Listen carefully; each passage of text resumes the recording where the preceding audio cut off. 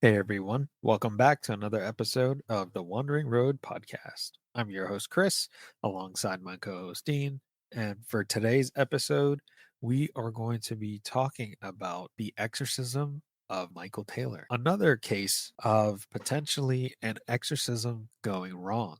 Dean, if you recall, when we had our episode with Brandon Morgan, he actually mentioned this case as one of the cases of, religion and exorcism going wrong. I'm excited to talk about this topic today because it involves exorcism. I think it'll give us some good talking points and a theory that you brought up to me that we could talk about towards the end. You are more interested in focusing on the aspects of like the supernatural, which is totally fine, the exorcism part and the potential possession aspect of what this guy went through. But for me, I kind of straddle the other side a little bit more in terms of the psychological makeup, the conditions in which this guy was going through life and how things might have fallen apart for him. And what I'm saying is there's more to the story than meets the eye. And this is exactly what we're going to get after today. So I think that we might come to a central nexus in terms of agreement of what's going on. I think there could be a little bit of both, a little bit of supernatural or, religiosity stuff going on, but also there's a basis of psychological torment and issues within this guy. But there's still enough to like not be sure if it's directly involved in one degree or the other. So I think it's going to be a really good conversation. Our main person of interest for today is Mr. Michael Taylor. A little bit of background on Michael Taylor. He was born on September 21st, 1944 in Ossett, West Yorkshire, England. I believe he is actually still alive, so he'd be about 81 years old right now. Whoa, I did not know he was still alive. That's nuts. Obviously, other true crime podcasts and I'm sure other paranormal podcasts have talked about this topic as well, or even documentaries or broadcasts about him have happened throughout past like 40 years or so, or 50. Makes me wonder what he really thinks about all of that stuff if he's still alive. You're seeing people talk Right. about you and all this other crazy shit. But anyway, I'll digress. The reason why he is a person of interest is because he gets involved in a situation in which apparently he is possessed by multiple demons. And I believe it's like 30 or 40 demons or something of that sort. We've had But stuff like this before where I can't remember the exact story, but there was one where it was the same amount, like dozens of demons involved. That's still such a foreign concept to me. Like in my yep. mind, before we got involved in this podcast, like if I thought about exorcisms and possessions, I would be like, oh, okay, there's like one demon involved. But okay, so there are actually cases where people claim that multiple, if not dozens, are involved. And that's such a weird concept to me, but that's also terrifying. So that I think that's one aspect of the story that jumps out at first. We'll go into this further later in the episode, but he gets involved in a situation where he joins this fellowship and they're kind of like culty and they're like, dude, you're possessed by demons. And, one thing leads to another and he gets heavily involved with them. Was But this, sorry to prior, interrupt, was this cult Christian? It was Christian, right? It was a Christian level, like they believed in Christianity, but it oh, was yeah, still yeah, part yeah. of I this think cult. they were called the Christian Fellowship. See, that's So, also interesting. So like he was involved in a group that was really radical as a Christian group, but you don't really think about that as that's something that exists, right? When you think cult, you think like some wild off the cuff like Egyptian religion or something like that. But this was like a hardcore small Christian group that had wild ideas that he was sucked into. and to continue on that, how this all came about is we said he was born in 1944, September. By the time we get to 1974, he is 31 years old and he is currently married to Christine Taylor. And together in West Yorkshire, England, they are raising 5 children. They have a family dog. So the neighbors that lived around them said that he was a hardworking man. He was known as being polite, mild, and soft spoken. But this is on the surface. Apparently, behind closed doors, Michael struggled with depression and feelings of inadequacy. Often, he thought he was a failure, to put it that way. His wife, Christine, was described as being deeply religious and loving, but had concerns about, his emotional state. He seemed pretty distant. He seemed pretty melancholy. And for anyone that goes goes through any bouts of depression or self-doubt or anxiety or any type of those situations, you will know exactly what that feels like. You question everything you do. And before we get too far along in the story, something that jumped into my mind as like totally relevant in this whole complex situation with his life and stuff is, so he was born during World War II, technically. Like we're like coming to the latter of World War II, but he would have been too small to recollect or understand. But keep in mind that he grew up in Europe that was slowly rebuilding after being pummeled by Nazi Yep. Germany. There's probably economic turmoil. There's just kind of like a hopeless feeling that's hovering for a while. Maybe people are kind of building, like climbing themselves out of the terrible situation they're in, but they kind of keep getting reminded of what they went through. So his parents would have probably been rife with all this. So religion is, spurting back, becoming more conservative and stuff. So I think that really laid the foundation for the person he is. We'll get into it further as you go along in your story with this, but I think that we're kind of going to come to the conclusion that he was in this situation that was, religious in nature, conservative in nature, like religiously conservative, but then also had a lot of other issues personally that led to the experiences he had, whether or not they were actually possession experiences or purely psychological. But I think like this is part of the story that has to be talked about. No, I think that's very important because there's always a human element to it. It's not just strictly paranormal, unless it's a very, very extreme case where someone's just randomly chosen and Right. they Yeah. just A get afflicted. normal look. Exactly. Yeah. Yeah, no fucking rhyme or reason. They didn't get involved in anything. They didn't do anything wrong. They just happened to move into somewhere and they were just fucking screwed. So this is not one of those cases, to make that clear. This is one of the cases where it borders between mental health issues or deception or something paranormal, something spiritual. I think it's important to make that distinction. And I'm glad that you brought up, the background of the time period, because you're talking about a time period where it was very rough. You're talking about post-war Europe. It wasn't like the US where after the war was over, we boomed into what, like a fucking golden age? Yeah. I mean, because mainland US, aside from fucking Pearl Harbor, was not touched. So you're looking at a place where it's fucking beaten to the ground. You had those constant bombing raids all over the UK, and people just have to rebuild. And I wouldn't be surprised in that type of situation, which we constantly see the rise of religion once again, because in times of strife, in times of economic difficulty, in times of social difficulty, it's very easy, and I don't say it in a bad way, and I'm not trying to be derogatory. Pattern recognition tells us in these types of situations, even if he was super wealthy or rich, if he was going through mental issues, or anyone going through those mental issues, they could still fall into the trap of just spiraling out of fucking control. I think that's a little bit of good background on Michael Taylor and the situation he might have found himself in, because we did mention that his wife was religious, right? But I think I left out the detail that even though the general area they were in Ossett, had strong religious population and there were people that were constantly attending church, the Taylors themselves were never really devout aside from his wife. He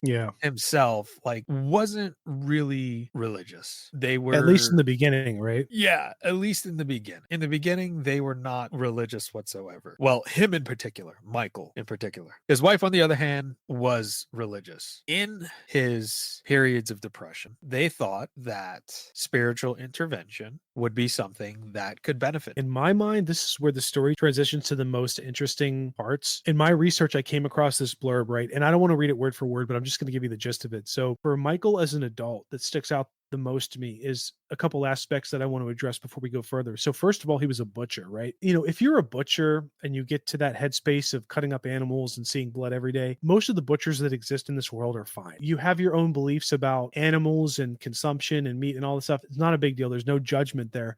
But I think that if you have a predisposition for being psychologically disturbed, like Michael probably had a little bit of, at least, cutting meat and seeing and smelling blood every day might have contributed to something in my mind. I can't be sure, but that's just what sticks out to me. Like, he was cutting up meat, He was being exposed to very carnal stuff day in and day out. So add on to that the fact that he and his wife, Christine, joined this Christian fellowship. Christine was so religious. Michael was married to her. And like you said earlier, he didn't seem so religious at first in his early life, but he probably, my guess is that he became infatuated with Christine because she gave him the time of day. And that's what really drew him to her. So he probably felt compelled to force himself initially into this religious ideology that Christine adopted younger. I think he was going against a lot of what he was feeling. I think he was going against his psychological construct and trying to make himself into something that he really wasn't deep down. And that's really what started this tumble. But I'm going to flip it to you because there's another aspect to this story with the Christian fellowship group where there's a certain young charismatic leader. She's beautiful.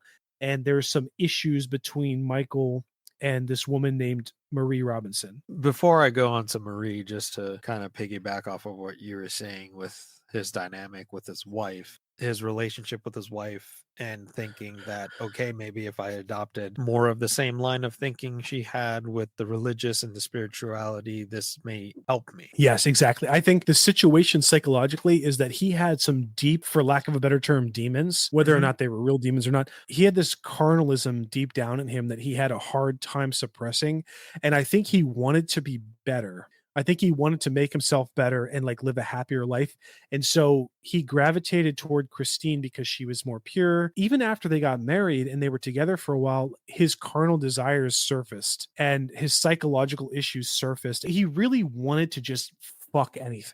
Everything and anything. Like, I think that's really what was going on. Like, he had this deep seriously, it's a real thing. Like, there are some underlying issues that are physiological that might have been driving this guy's mentality, and he was at odds with how it fit in with regular society. So like, he really was stuck between this void of like living a normal life but also being kind of wild deep down that he couldn't suppress.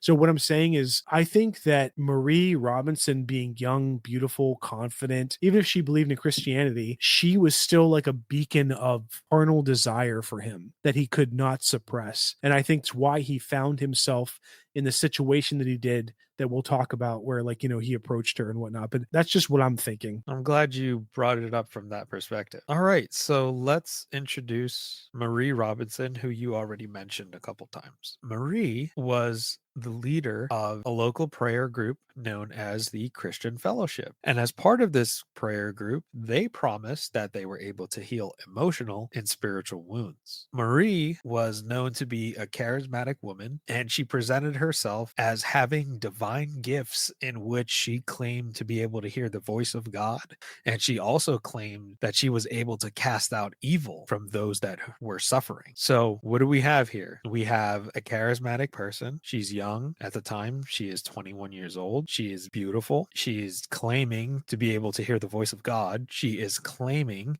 that she can help people who are suffering from evil. What is Michael going through? And what is his wife dealing with? Michael is going through bouts of depression. Michael is going through bouts of self-doubt. Michael thinks he is inadequate because he thinks he's a crappy provider. Because like you said, he's a butcher. He does other handyman work. Doesn't sound like he's, bringing in a lot of money. So I'm sure that's probably getting to him. So what do? They decide to go and join this. So the church in Marie Robinson, she was already well regarded among her followers as a healer and a prophetess. It was said that her prayer meetings were intense, emotional affairs filled with crying, shouting, and dramatic declarations of spiritual deliverance. And ding, ding, ding. What did Michael do? Michael quickly became enamored with Marie. He spent hours in her presence, lavishing her with attention during meetings and talking with her privately. His wife, Christine, started to suspect an affair. Both Michael and Marie denied any type of physical relationship, and witnesses said he appeared that he was obsessed with her and clinging to her during prayers and ignoring everyone else. And you mentioned this a little bit ago, buddy, that there was a situation where Michael approached Marie. In my mind, this is where the major turning point in his psychological nature flipped. My gut is to just get right into the psychological meat of what he was going through, but I will suppress that and just talk about the actual story first. So Michael basically approached Marie behind closed doors, and he pretty much confessed his carnal desire to her. He wanted unbelievably strong sexual desire to be fulfilled. He was, like you said, enamored with her. He just wanted to be carnally close to her. I don't think it was emotional. I think it was purely carnal. And the reason I think that is because Marie, like you said, Marie was the leader. She was this strong female figure. She was younger. She was beautiful, confident. And I think that whatever was going on with Michael deep down in his nature, he just felt compelled to have her. By the way, like you're listening, I'm not throwing under the bus this idea that there could be some kind of possession going on, because if I was a demon, if I was something evil, I would probably focus on the people who are most vulnerable. Who knows? Like, who knows what pushed him over the edge when we get into the actual killings that he was involved with. But this is an Hang on to that initial. for a second. Yeah. You brought up if you were a demon, you would target someone. Yeah. Now, is he not a prime target? He would be right for that. So like that's what I was saying. Like I don't know exactly what stipulates attention from a potential evil entity. That's exactly what I was saying. Like if that's what's really going on, then it increases the likelihood that there was something potentially paranormal going on. So he got her behind closed doors and he made a pass at her, and Marie basically shut him down. And I think like, you can only speculate like what's really going on with that interaction, but I think in my mind it's probably that Marie really had a lot of conviction in her religious beliefs. She wasn't kind of just being confident, overconfident, young for the sake of being that. Like she actually believed what she believed in. Point is that Michael was probably devastated. He came so close to getting his darkest dreams fulfilled, which was sleeping with this young, confident woman. I think that either opened the door more for a potential demonic entity to influence him, or if it was purely psychological, it pushed him over the edge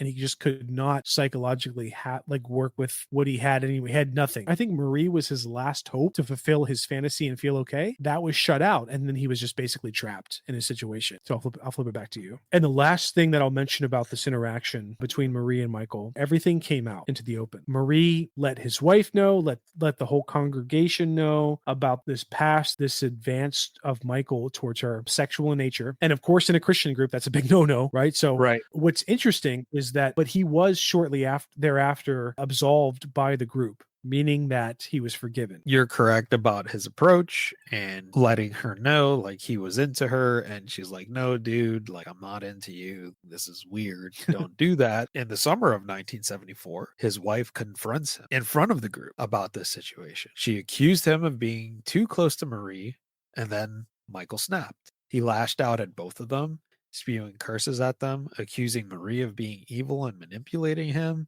He raged uncontrollably, growling, speaking in strange voices, and eventually collapsing on the floor, sobbing and shaking. That is when the group was convinced that Michael was under demonic influence, needed an exorcism.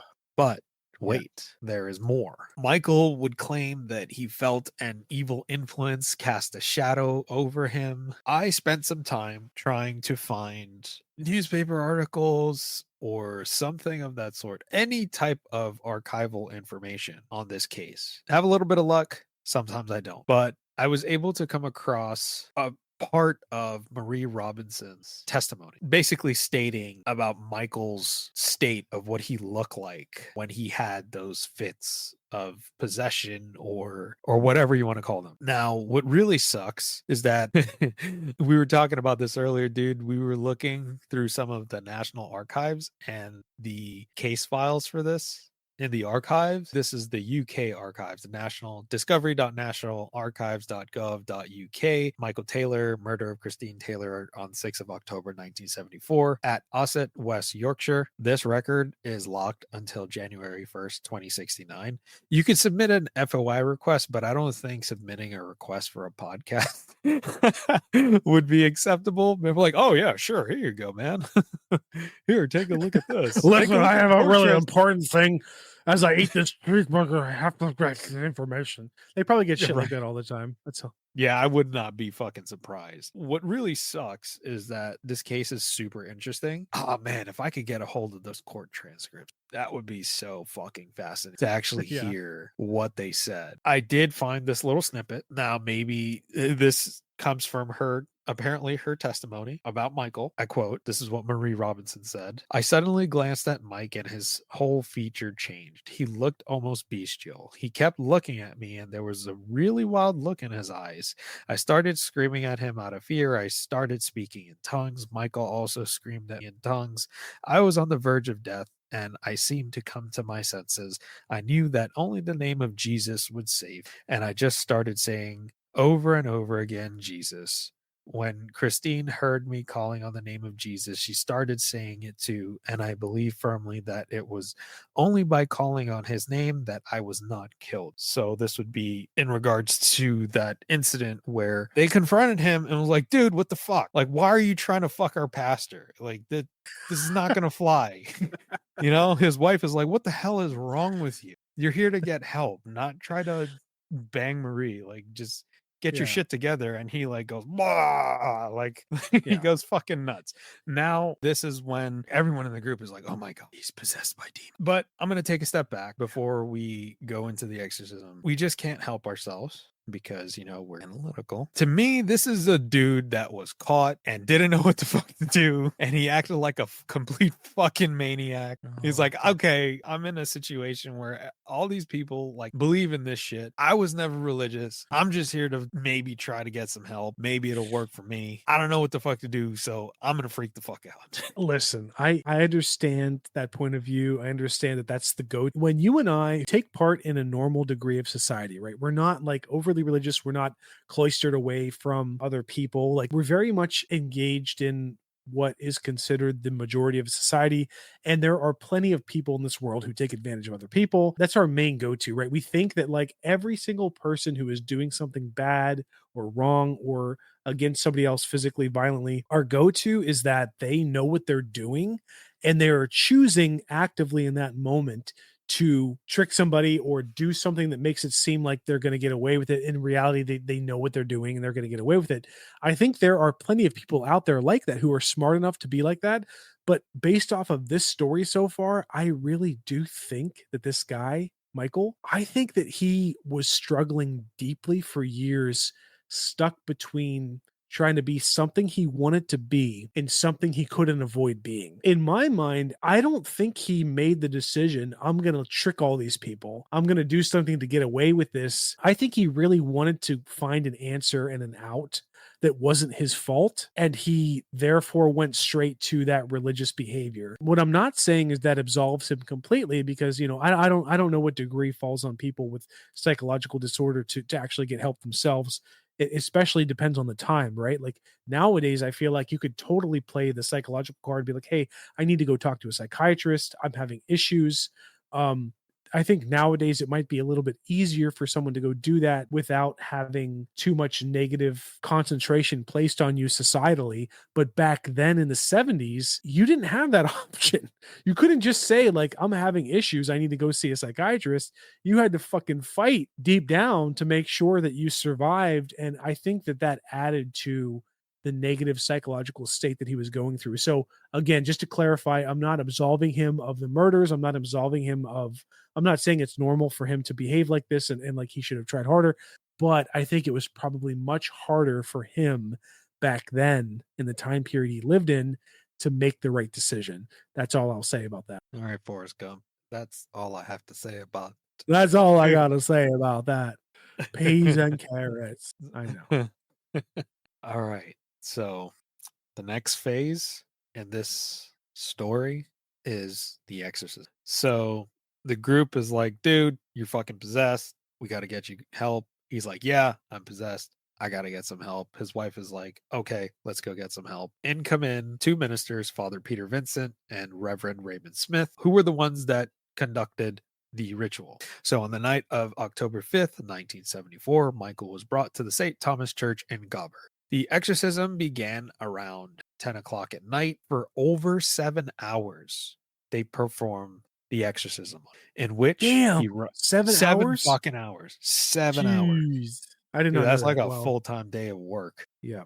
Fucking crazy. During the ritual, it was said that Michael writhed and screamed as the ministers and church members prayed, restrained him, and commanded demons to leave his body. During this intense session, It was reported that Michael snarled like an animal, bit at those restraining him, and ended up vomiting several times. Witnesses claimed his eyes rolled back into his head, his face twisted with rage, and at times his voice changed to guttural. By the time dawn broke, the ministers and all of the church members were completely exhausted. They claimed that they cast out more than 40 demons that were possessing Michael, which include sins or vices such as anger, lust, jealousy, pride, and others.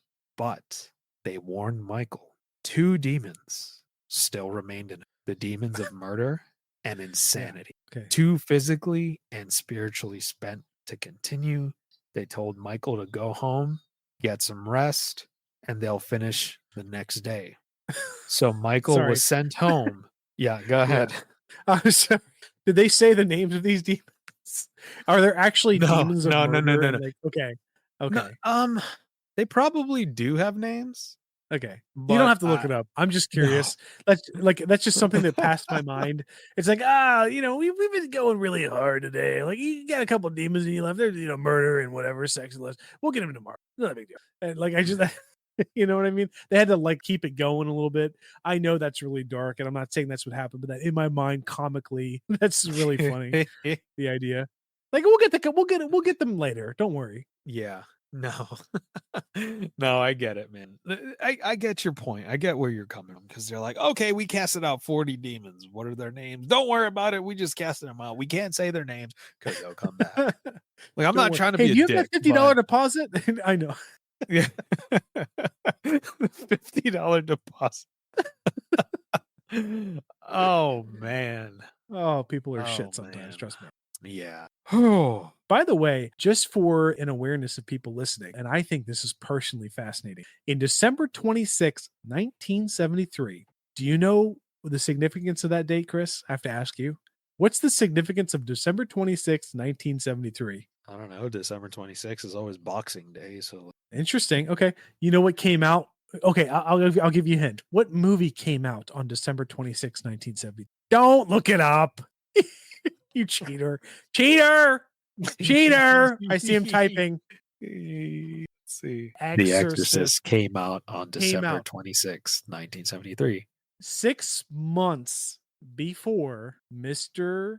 Michael, October. So 10 months-ish before Michael had his supposed exorcism and all the things he went through, with the rolling back of the eyes, with the vomiting. I think that's awfully interesting. I'm pretty sure that The Exorcist would have made its way to Europe and England, where all this went down, within the 10 months that it was released in America, given its popularity. I'm not saying that this is proof that there's something purely psychological going on or some kind of like obfuscation, but I think it's awfully interesting that The Exorcist was released 10 months before this went down. What do you think about that? That is a good point. That it potentially had some influence. Because apparently people that went to watch that movie were like passing out and shit. Right, yeah. Like, quick sidebar here. I never fucking understood people that go to movies and pass out. Never once have I watched a fucking movie that I absolutely loved or was terrified of, in which I got physically ill from watching the movie. I'm not trying to be an asshole here, but what the fuck is wrong with you? But don't forget, wasn't there like the first movie theater movie was a train barreling towards the screen? And this is like a famous example. Like I think like back in the 1800s, like this is one of the first movie theaters and movies that were released. There was a train barreling towards the camera angle of people sitting in the theater. And there were actually some people who had never seen a moving picture before. And the first thing they saw of a moving picture was a train the size of a fucking train on a screen in front of them, barreling towards them. They felt compelled to stand up and almost run out of the theater. We cannot know and be sure about the psychological. Like, imagine you and I are like 100 years in the future, and there's some kind of technology that makes reality seem so real, but it's not real. And we're watching it happen in our minds. And like, it makes us freak out. But then our grandchildren are like, oh, grandpa, it's just 3-dimensional, subfuscation of space, like time and space. It's not a big deal. It's not real. But I get that. Okay. I get it for someone that has never seen a movie. or interacted with some type of tech. It's like bringing a caveman and showing him TV, be like, oh, unga bunga, unga bunga. Like, what the fuck? Like, what is this? I get it. I get it. Someone that has never been exposed to that technology, but I completely understand the fascination and how you could potentially be terrified if you're not prepared to see something. Like your mind doesn't know how to comprehend that because you've never had that type of experience before. But someone going to a fucking movie and like passing out because I don't fucking know. Anyway, I'm gonna leave it. Like, okay, hold on. If Hold on, for the hold on, listeners, if you Wait, know wait. someone about, go ahead. Yeah. Go ahead. Okay. Sorry, real quick. I totally 100% agree with you, but was there a movie that was more intense and religious and potentially psychologically damaging than The Exorcist before 1973? I think, I could be wrong, but I think the answer is no. I think that there were a lot of dark movies and dark concepts in the newspapers about things like negative things happening, but this was the first time in American culture and in entertainment where people saw like the gravity of good and evil unfolding on the screen, where two priests are trying to actually pull out a demon from a young girl who is innocent, and she's like turning into a monstrous demon looking thing, spewing bile and like saying the most, your mother sucks cocks in hell, like the most deep, dark, visceral things ever. Like seriously, like you're in the fucking 70s and there were probably people who were deeply religious who were coerced or like talked into to go see that movie. I'm not saying that it's real or all this, but like I can understand why someone believed what they believed in during that time would have passed out or felt deeply disturbed. Look, I'm not deeply religious or whatever, but I will tell you that I watched a movie in 2018 or 2019. It's called Hereditary. I think everyone's familiar with the movie Hereditary. That movie, even though it's like Christian based with like, the demon, I can't remember the name of the demon that was like that they were worshiping, and spoiler alert, but like whatever demon was involved was Christian, Judeo-Christian based. Even though I'm not practicing and I don't directly believe in Christianity as the end all be all of existence, this movie still fucked me up as a concept. I still have like thoughts of scenes from this movie that really bother me, but I'm not like devoted to Christianity. I'm not like believing in this demon that was the focus of this movie and all that stuff. But I can't imagine if you are Christian, deeply religious, you believe in like the Bible and demons and God and all that stuff, and you watch The Exorcist for the first time in theaters, I could totally understand why some people would want to pass out. The reason we're bringing this up, to reiterate, is that this guy was going through all this stuff less than a year after The Exorcist came out, which was a brand new concept of like evil imagery and all this stuff, all this conceptual stuff that was visible to people that they had never seen or experienced before. So I think it's possible, at least within the realm of possible, that this guy was going through all this.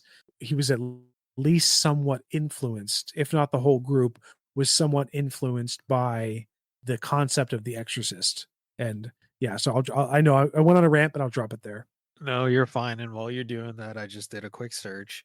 And my question was there a spike in claims of demonic possession after release of the Exorcist movie? And Brilliant. basically, yes, there was an increase in reported cases of demonic possession and public interest in exorcism following the release of the movie. Great question. The movie success also played a part in the satanic panic in the 1980s, with increased accusations of satanic ritual abuse. Which we covered, right? Didn't we cover the yes, satanic we did. panic at one point? Yep, we did. And I think we took a different approach to that one. So if you didn't listen to that episode, I think we titled it as "Was the Satanic Panic Really Over?" So we kind of viewed it in a modern lens of how people view the satanic panic. Satan is still kind of blamed for everything. From my perspective, Satan's an asshole anyway. No offense to anyone that's a Satanist out there. Yeah, no offense to Satanists. Right? I don't think we have that big of a base right now where we have to worry about like stepping on Satanists. Oh man. But That's my anyways, greatest fear, but that's my greatest fear, by the way, where we like find out like where like we're trying to be genuine and neutral, and then yeah. we get like reached out by a group like, "Hey, you're such a big, we're big fans. We're a Nazi group. You guys are Oh my awesome." god, Or like stop. or like we're Satanists. We are so big. You guys are so big in our community, and we're just like, "Oh fuck!" Like we weren't trying to do that. No, you know what? For whoever wants to listen to this, listen. I don't honestly, I don't care. Yeah, if we're just I having fun, we're covering Yeah, we're just stories. having fun and we're not trying to preach to anybody. We're just trying to have analytical discussions here. So, I mean, for fuck's sake, like we talk about Bigfoot, we talk about Goat Man, we talk about all these different fucking things. But anyways, I will digress and we will return to our regularly scheduled programming of Yeah. Michael Taylor's Exorcism and the murders that followed. Back to you, Ollie. Um, so It's raining. it's raining sideways. The exorcism is completed. The folks that did the exorcism claim that murder and insanity are the demons that remain. And they were like, dude, go home, get some rest. Once you're all rested, you come back the next day, we'll finish the ritual and you'll be good to go. So Michael was sent home, visibly shaken, but apparently calm. So on October 6th, he arrives at his home around a.m., but within the quiet of their modest home was shattered by animal violence. In a psychotic frenzy, Michael attacked his wife, Christine, strangling her and tearing at her face with his bare hands. He gouges out her eyes, rips out her tongue, and tore away much of the flesh from her face, blood covering the walls, floors, and Michael himself. The murder of his wife that did absolutely nothing wrong to him doesn't piss you off enough. This will piss you off even. The family's dog, a poodle, also became a victim of his rape. He killed it and then mutilated, leaving its body near Christine. When police arrived after neighbors reported screams, they found Michael wandering the streets naked, covered head to toe in blood, and shouting incoherently about having destroyed the evil inside her. Michael was then arrested and charged with murder. The trial held at Leeds Crown Court was a media sensation. His defense argued that he was not guilty by the reason of insanity, stating that the exorcism triggered a complete mental breakdown. According to psychiatrists, they testified that Michael suffered from dissociative psychosis brought on by his fragile mental state and his what? Ding, ding, ding, obsession with Marie Robinson and the harrowing ordeal of the exorcism. The defense claimed that he genuinely believed his wife was possessed and that killing her was the only way to destroy the evil that presided. The prosecution did not dispute his mental illness, but emphasized the sheer brutality of his actions. Nonetheless, the jury returned a verdict of non guilty by reason of insanity. Michael was then committed to Broadmoor Hospital, a high security psychiatric facility where he remained for 2 years before being transferred to another hospital, and he was eventually released and returned to the community under supervision, to which he is still alive today. But the legacy of this case continues on because this is one of the cases in which it's a great example of exorcism gone tragically. You know, things like this bring up questions about the role of religion when it comes to mental health, whether the ministers who performed the exorcism bore any responsibility for the psychological damage inflicted. And also, the Church of England was heavily criticized for allowing the ritual to take place without any proper safeguards. And this case is still cited about dangers of amateur exorcisms and the need for a psychological evaluation before resorting to spiritual interventions. And the last thing I will say before I throw it back to you, Dean, is as our friend, a friend of the show, Father Michael Birdsong always says, you cannot cast out mental illness. Here is, in my mind, the most terrible fact about humanity. It is a fact because we have in existence within our being as humans, we have purely psychological issues that exist due to physical ailments or wiring of the brain that are, married with psychological concepts of how we perceive existence. Okay, so I just shot that out there in a general concept, right? I think most of us, if not all of us, can agree that there are purely physiological issues that open up the aperture of psychological concerns and problems with people. That's one picture. That is like one sphere. That's one enclosed sphere in humanity. Now go over a little bit. There's another sphere that could be not confirmed, but there's plenty of evidence that there are, purely physiological issues that also are amplified by religious issues, spiritual issues. So people who are possessed, there are people who have these weird experiences, unexplainable experiences, even like mothers, like where there's like instances of like a child trapped under a burning car and the mother is like, she doesn't exercise very often. She's not super strong yet. She's able to like lift the car off their child. Like there are all these weird things about being human that are not explained by our physiology and our psychological makeup. So here's the craziest thing to me about being human. You have stories like this where Michael Taylor, who clearly had a lot of psychological issues separate from the religious realm, but there are some bleed overs to potentially the Christian ideology of like, demonism and possession and all that stuff. So how much does it suck that us humans live in a realm, in a world where it could totally be purely physiological? There's no explanation beyond that. It's just, your brain is wired a certain way against it's not your fault. It's like, it's just how some people are born or how they're raised or like how their brain is wired.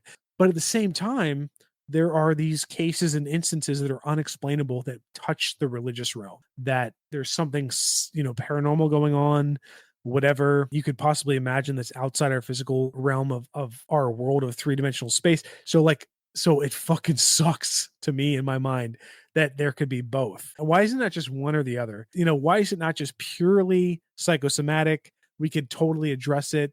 Why is there also this question of like, oh, well, there might be some paranormal stuff that is affecting us outside of our control? And this is the perfect story to bring this up. I don't know. The answer is I don't know. And it tears me apart that there are people in this world who are born under duress, like they're born under these conditions that are borderline torture. Whoever's bringing them up, whether they're like tainting their mind with these ideas, closing off their whole experience to reality. But at the same time, if I was a demon, if I was something evil in this realm, I would want to go after people where there was some kind of obfuscation or uncertainty going on. I would want to go after people who were born into a situation that was not ideal for their freedom of thought and growth and all that stuff. Like, and this is exactly why I think someone like Michael Taylor would be an ideal person to possess.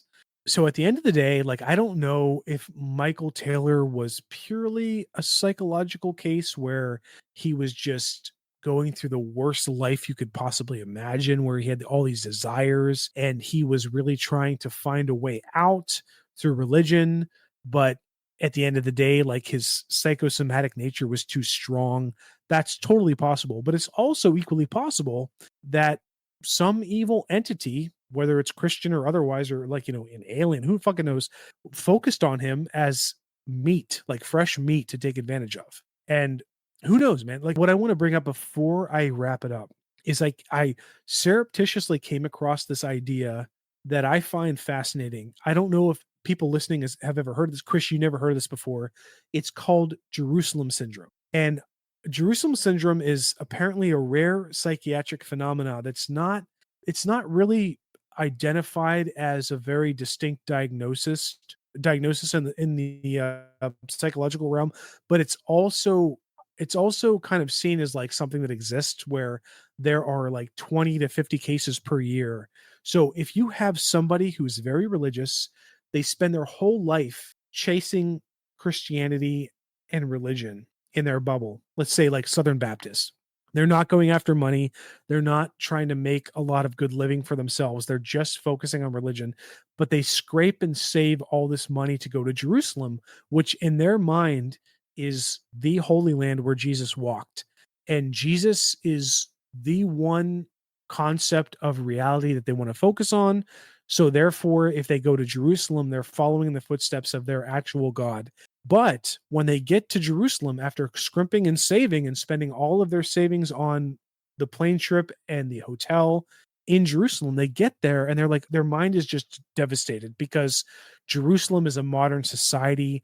There's traffic, there are bars, like there are things that they didn't expect to experience in the quote unquote Holy Land. And they're deeply disturbed by what they're seeing. They get this sense of like just something is wrong. So, based off of how they grew up in the Christian society that they did, like in Southern Baptist America or whatever, they feel compelled to grab the white sheets off the bed, wrap themselves in a toga like garb, go out onto the streets of Jerusalem and start preaching like they've envisioned Jesus did thousands of years ago. Why this is important is when you have a religious concept in your mind from birth, from a young age, you cannot easily escape from what I would say is kind of a trap, like psychologically, right? So if there are people out there that are documented like 50 cases per year in Jerusalem where people travel there, they have this religious conundrum in their mind where like, oh my God, this is evil.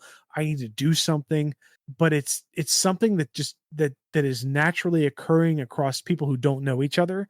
I think that kind of gives some credibility to the idea that someone like Michael had deeply seated issues that were amplified by his pursuit of religious peace or freedom or whatever you want to call it. When you hear the story or the concept of Jerusalem syndrome within the context of Michael Taylor, as we talked about today, do you have any final thoughts to kind of add to that or what you're thinking about with that?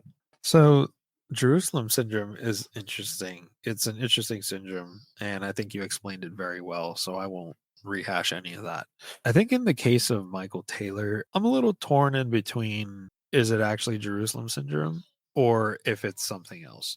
And the reason I Yeah. say that is because this is a person that has clearly some mental issues, some personal demons, quote unquote demons.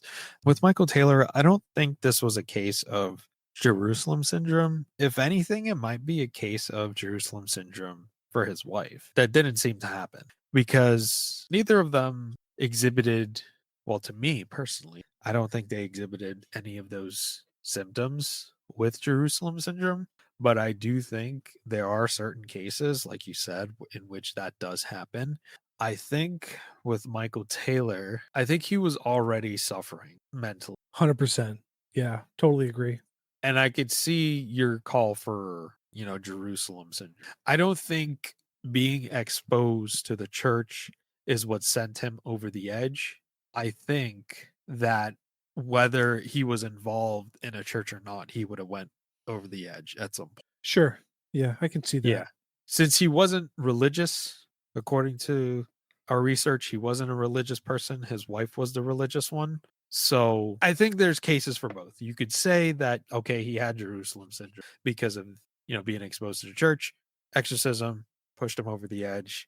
But then again, with a lot of one-on-one time with Marie, and they claimed they didn't have an affair, that's not really, type of churchy type of behavior. So I could see how it could go back and forth on. What I'm going to say is controversial, and I don't mean it to be, like, I'm not trying to be a smartass, but this is what bothers me about religion in general. I wish that there was a circumstance for all of humanity that allowed people with deep issues. And I'm not going to challenge. I kind of believe in the power of prayer, right? I'm not saying like one religion over the other. I think that concentrating as humanity on something to bring a negative or positive outcome might be real. But what bothers me about this story is that you have a guy who was not, like you said, he was not raised religious. He didn't have a religious foothold from a young age in Christianity. He kind of found it later, but he also went presumably through struggles, not just physiological. He might have been born with some psychological issues that were against his will. He could have also been born into a circumstance where there was abuse. Who knows? Who knows what he went through to lead him to this point. But what bothers me about the story the most is he actually wanted deep down at some aspect of his life, he wanted to correct himself. And he saw Christianity as a way to do that. He married Christine.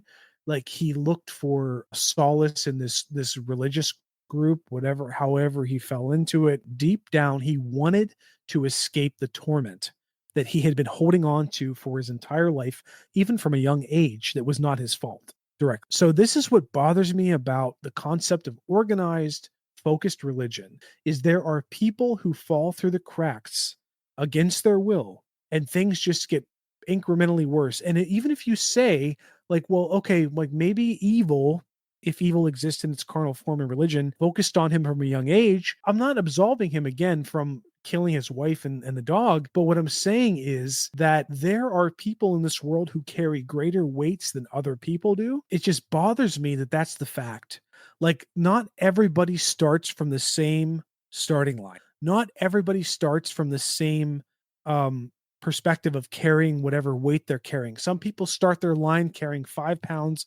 Some people start their weight carrying 500 pounds in their life. Like it's like, how far can you go in life under the circumstances you do before it's understandable that you're going to collapse under that weight? And that's what is so dark and hard for me to swallow about this life, is the people like this poor guy, in my opinion. Like, okay, maybe not totally pure, not totally poor guy. I think we can all probably agree that this guy went through some serious shit early on in life that contributed to his decisions. Again, not absolving them, but saying, if any one of us went through the same set of conditions, would we end up in the same position? Would be strong. I know these are like hard questions to ask, but they have to be asked. Are there people who are purely evil who decide to go with evil and then they can't be forgiven? Or is everybody so limited by their interaction in this reality based off of their upbringing and what they experience in life that, like, there's nobody who could be purely responsible for the evil actions that they do? And I know that I can already hear some people screaming like, well, no, like, we all have free will. Everybody has perfect free will. I would argue against that. I don't think that's true. I don't think that people have perfect free will. I think that there's always a degree of influence outside of our experiences as people that keeps us from acting purely on our own desires.